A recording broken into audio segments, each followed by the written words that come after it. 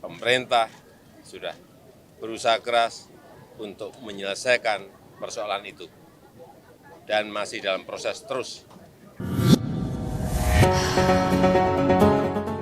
Presiden Republik Indonesia Joko Widodo kembali menegaskan bahwa pemerintah sudah melakukan usaha keras untuk membebaskan pilot Susi Air Philip Martens yang disandera oleh kelompok kriminal bersenjata atau KKB pimpinan Egyanus Kogoya.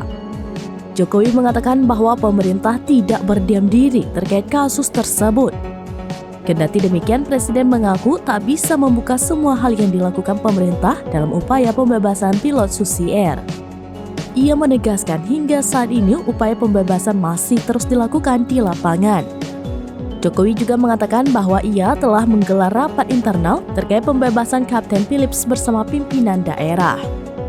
Sementara itu, Menteri Koordinator Bidang Politik, Hukum, dan Keamanan atau Menko Polhukam Mahfud MD mengatakan kebijakan yang diambil pemerintah terkait penyelamatan pilot Susi Air tak akan melibatkan negara lain. Mahfud mengatakan masalah tersebut adalah masalah internal dan pemerintah Indonesia bisa menanganinya sendiri tanpa harus melibatkan negara lain. Ia juga mengatakan bahwa pemerintah menolak semua upaya campur tangan internasional dalam upaya pembebasan pilot Susi Air.